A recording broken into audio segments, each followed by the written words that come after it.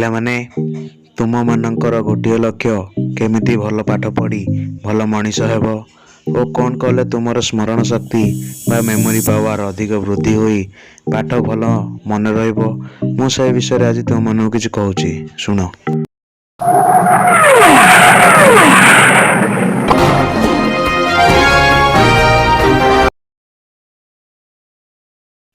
ପ୍ରଥମେ ଜାଣିବା ବ୍ରେନ୍ର କେଉଁ ପାର୍ଟରେ ମେମୋରି ବା ସ୍ମରଣ ଶକ୍ତି ସଂରକ୍ଷିତ ହୋଇ ରହେ ଓ ମେମୋରି କେତେ ପ୍ରକାରର।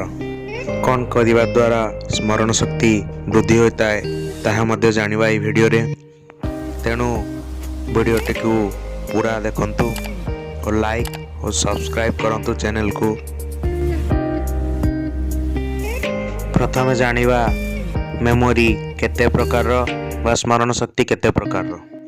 ସ୍ମରଣ ଶକ୍ତି ସାଧାରଣତଃ ଦୁଇ ପ୍ରକାରର, ଯଥା ଲଙ୍ଗ୍ ଟର୍ମ ମେମୋରି ଓ ସର୍ଟ ଟର୍ମ ମେମୋରି।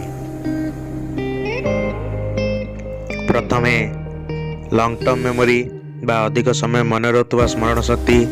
ଏହା ହେଲା ପ୍ରଥମେ ସ୍କୁଲ ଯିବାର ଦିନ ଆଉ ବଡ଼ ବଡ଼ ଇଭେଣ୍ଟ ପିଲାଦିନରେ ଘଟିଥିବ। ଏହା ମଧ୍ୟ ବହୁତ ସମୟ ପର୍ଯ୍ୟନ୍ତ ମନେ ରହେ। ଭଲ ଓ ଦୁଃଖ ଖବର ମଧ୍ୟ ଜୀବନରେ ବହୁତ ସମୟ ପର୍ଯ୍ୟନ୍ତ ମନେ ରହେ, ତେଣୁ ଏହାକୁ ଲଙ୍ଗ୍ ଟର୍ମ ମେମୋରି କୁହାଯାଏ। ତାପରେ ସର୍ଟ ଟର୍ମ ମେମୋରି ବା କିଛି ସମୟ ପାଇଁ ଷ୍ଟୋର ହୋଇ ରହୁଥିବା ମେମୋରି। ଏହା ହେଲା ଦିନରେ କେତେବେଳେ ଖାଇଲ, ଗାଧୋଇଲ, ଦାନ୍ତ ଘଷିଲ, କେତେବେଳେ ମାର୍କେଟ ଗଲ, କାହା ସହ କଥା ହେଲ ଇତ୍ୟାଦି ସବୁ କିଛି କ୍ଷଣ ପାଇଁ ବ୍ରେନ୍ରେ ମନେ ରହିଥାଏ, ତେଣୁ ଏହାକୁ ସର୍ଟ ଟର୍ମ ମେମୋରି କୁହାଯାଏ। ବ୍ରେନ୍ରେ ସାଧାରଣତଃ ତିନୋଟି ଜାଗାରେ ମେମୋରି ସଂରକ୍ଷିତ ହୋଇ ରହେ। ପ୍ରଥମେ ହେଲା ହିପୋକ୍ୟାମ୍ପସ୍, ତାପରେ ନିଓକର୍ଟେକ୍ସ, ତାପରେ ହେଲା ଆମିଗ୍ଡାଲା। ଏହି ତିନୋଟି ଜାଗାରେ ମେମୋରି ବା ସ୍ମରଣ ଶକ୍ତି ସଂରକ୍ଷିତ ହୋଇ ରହେ। ପ୍ରଥମେ ହେଲା ହିପୋକ୍ୟାମ୍ପସ୍। ଏହା ବ୍ରେନ୍ର ଟେମ୍ପୋରାଲ ଲୋବ୍ରେ ଅଛି। ଏହା ଆମର ଲଙ୍ଗ୍ ଟର୍ମ ମେମୋରିକୁ ଷ୍ଟୋର କରି ରଖେ। ସେକେଣ୍ଡରେ ହେଲା ନିଓକର୍ଟେକ୍ସ। ଏହା ବ୍ରେନ୍ର ସେରିବେଲାର କର୍ଟେକ୍ସରେ ଥାଏ। ଏହା ଟେମ୍ପୋରାରୀ ବା ସର୍ଟ ଟର୍ମ ମେମୋରିକୁ ଷ୍ଟୋର କରି ରଖେ। ହିପୋକ୍ୟାମ୍ପସର ମେମୋରି ବୟସ ହେଲା ପରେ ନିଓକର୍ଟେକ୍ସର ମେମୋରିରେ ଷ୍ଟୋର ହୋଇ ରହେ। ତାପରେ ତୃତୀୟ ପାର୍ଟ ଆମିଗ୍ଡାଲା। ଏହା ବ୍ରେନ୍ର ଟେମ୍ପୋରାଲ ଲୋବ୍ରେ ଥାଏ। ଏହା ଆମର ଇମୋସନାଲ ମେମୋରିକୁ ସେଭ୍ କରି ରଖେ, ଯାହାକି ହେଲା ଦୁଃଖ, ଖୁସି, ଭଲ ପାଇବା, ଶୋକ ଇତ୍ୟାଦିକୁ ସେଭ୍ କରି ରଖେ। ତାପରେ ସ୍ମରଣ ଶକ୍ତି କିପରି ବୃଦ୍ଧି କରିବା ଜାଣିବା ଆମେ। ଚିନି ବା ସୁଗାର ଜାତୀୟ ଖାଦ୍ୟ କମ୍ ଖାଇବା। ଅତ୍ୟଧିକ ଚିନି ବା ସୁଗାର ଖାଦ୍ୟ ଖାଇବା ଦ୍ୱାରା ଆମର ବ୍ରେନ୍ର ମେମୋରି ବା ସ୍ମରଣ ଶକ୍ତି କମି ଯାଇଥାଏ, ତେଣୁ ଚିନି ଜାତୀୟ ଖାଦ୍ୟ କମ୍ ବା ଦରକାର ଅନୁସାରେ ଖାଇବା ଉଚିତ। ପ୍ରତ୍ୟେକ ଦିନ 7ରୁ 8 ଘଣ୍ଟା ଡିପ୍ ସ୍ଲିପ୍ରେ ଶୋଇବା ଦରକାର। ପ୍ରତ୍ୟେକ ଦିନ 2ରୁ 4 ଘଣ୍ଟା ଶୋଇବା ଦ୍ୱାରା ବା 8 ଘଣ୍ଟାରୁ କମ୍ ଶୋଇବା ଦ୍ୱାରା ସ୍ମରଣ ଶକ୍ତି କମିଥାଏ ଓ ବ୍ରେନ୍ରେ ଗଚ୍ଛିତ ଥିବା ମେମୋରି ସବୁ ଧୀରେ ଧୀରେ ଭୁଲି ହୋଇଯାଇଥାଏ। ତେଣୁ ପ୍ରତ୍ୟେକ ଦିନ 7ରୁ 8 ଘଣ୍ଟା ଡିପ୍ ସ୍ଲିପ୍ରେ ଶୋଇବା ଆବଶ୍ୟକ। ପିଲାମାନେ, ତୁମେମାନେ ବେଶୀ ରାତି ଅନିଦ୍ରତା ହୋଇ ପାଠ ପଢ଼ୁଛ। ରାତି ଅନିଦ୍ରତା ହୋଇ ପାଠ ପଢ଼ିବା ଦ୍ୱାରା ସ୍ମରଣ ଶକ୍ତି ବୟସ ଟିକେ ହେଲେ ବହୁତ ଶୀଘ୍ର କମିବାରେ ଲାଗେ। ତେଣୁ ରାତି 9ଟାରେ ଶୋଇ 5ଟା ରାତିରୁ ଉଠି ପାଠ ପଢ଼ିବାକୁ ଚେଷ୍ଟା କର। ଏହା କରିବା ଦ୍ୱାରା ଭବିଷ୍ୟତରେ ତୁମର ସ୍ମରଣ ଶକ୍ତି କମିବ ନାହିଁ, ବରଂ ବୃଦ୍ଧି ହେବ। କାର୍ବୋହାଇଡ୍ରେଟ୍ ଯୁକ୍ତ ଖାଦ୍ୟକୁ କମ୍ ପରିମାଣରେ ଖାଅ। କାର୍ବୋହାଇଡ୍ରେଟ୍ ଖାଦ୍ୟ ଗୁଡ଼ିକ ହେଲା white rice, white bread, cereals, cookies, cakes ଇତ୍ୟାଦି। ଏହା ଅତ୍ୟଧିକ ପରିମାଣରେ ଖାଇବା ଦ୍ୱାରା ସ୍ମରଣ ଶକ୍ତି କମିବାରେ ଲାଗିଥାଏ। ସବୁବେଳେ ଆଣ୍ଟି ଇନଫ୍ଲାମେଟରୀ ଫୁଡ୍ସ ବା ଆଣ୍ଟି ଅକ୍ସିଡେଣ୍ଟ ଫୁଡ୍ସ ଅଧିକ ଖାଇବା। ଏହା ଖାଇବା ଦ୍ୱାରା ବ୍ରେନ୍ର ମେମୋରି ପାୱାର ବୃଦ୍ଧି ହୋଇଥାଏ। ଆଣ୍ଟି ଇନଫ୍ଲାମେଟରୀ ଫୁଡ୍ସ ଗୁଡ଼ିକ ହେଲା ବେରିଜ୍ ଲାଇକ୍ ଷ୍ଟ୍ରବେରିଜ୍, ବ୍ଲୁବେରିଜ୍, ରାସ୍ପବେରିଜ୍, ବ୍ଲାକବେରିଜ୍, तापरे ग्रीन कलर फूलकोबी, avocado, green tea, pepper, mushroom, grapes, extra virgin olive oil, dark chocolate and cocoa, tomatoes, cherries इत्यादि एंटी इन्फ्लेमेटरी फूड्स। यह खाइबा द्वारा ब्रेन स्मरण शक्ति वृद्धि होता है।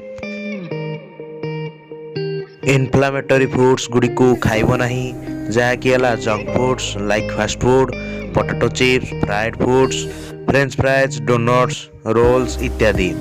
तापर सुगर जातीय पानीय यथा soda, sweet tea, energy drink, sports drink इत्यादि। ट्रांस फैट युक्त फूड्स गुड़िक है हाइड्रोजिनेटेड वेजिटेबल ऑयल खाइब नहीं। यह खाइबा द्वारा ब्रेन मेमोरी पावर कमी थाए और नष्ट मध्य होता है। तापरे हलदी किछि परिमाण रे खाद्य खाइबा उचित, कारण हलदी रे एंटीऑक्सीडेंट्स और एंटी इन्फ्लेमेटरी इफेक्ट थाए। यह आमर ब्रेन रो पार्ट्स गुड़ी को शीघ्र रिकवरी करिथाए, फल स्मरण शक्ति वृद्धि होता है। विटामिन डी लेवल कमीगले शरीर में मध्य स्मरण शक्ति ह्रास पाए।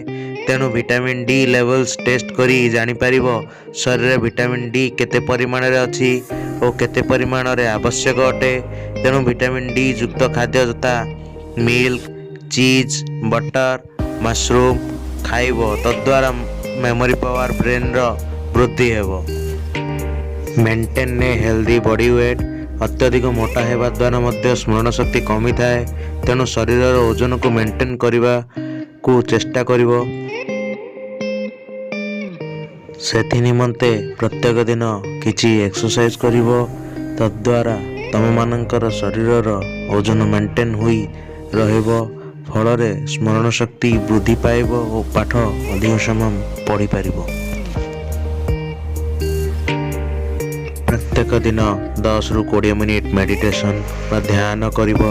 यह करबा द्वारा 60 to 70% ब्रेन एक्टिवेट होई स्मरण शक्ति को वृद्धि करिथाए। फल तुम माने जहाँ भी पाठ पढ़िबो थरके मन रही जीवो। तेणु प्रत्येक दिन मेडिटेशन व ध्यान करने को भूलिबो नहीं। सबुबेले माइंडफुलनेस रहिबा को चेष्टा करिवो। माइंडफुलनेस माने हला सबुबेले मन को खुशी बा चित्त प्रफुल्ल कर रखिबो। कौन सी समस्या रे डिप्रेस हेबो नहीं। तेबे तम मानकर पाठ भल मन रहिबो और स्मरण शक्ति मध्य वृद्धि पाइबो। सबुबेले ब्रेन को ट्रेन करिवो। ब्रेन को किपर ट्रेन करिवो सुनो। वर्ड रिकॉल गेम्स खेलिबो, माने जहाँ पाठ पढ़िलो सही शब्द को पाठ पढ़ी सारिला परे मन पकाइबो। मोबाइल रे ब्रेन गेम्स बहुत प्रकार रो अछि। सबुबेले ब्रेन गेम्स खेली तार क्वेश्चन रो आंसर सॉल्व करने को चेष्टा करिवो। यह करिया फल तुम मानकर ब्रेन एक्टिवेट होता है और ब्रेन उत्तम तालीम मध्य पाई थाए। फल तुम मानकर आईक्यू लेवल बा मन रखिबा शक्ति वृद्धि पाई थाए। प्रत्येक दिन जल 8 ରୁ 10 ग्लास पीब, तद्वारा ब्रेन श्रिंक होई न थाए। ब्रेन श्रिंक हेले पाठ मन रहिबो नहीं। तेणु जल पीब और पाठ भल मन रखिब। Enjoy the nature. नेचर बा आम परिवेश को एंजॉय बा उपभोग करिब, तद्वारा स्मरण शक्ति मध्य वृद्धि होई थाए। एही सबु पॉइंट को कार्य लगाइले ब्रेन पावर बहुत शीघ्र वृद्धि होई थाए।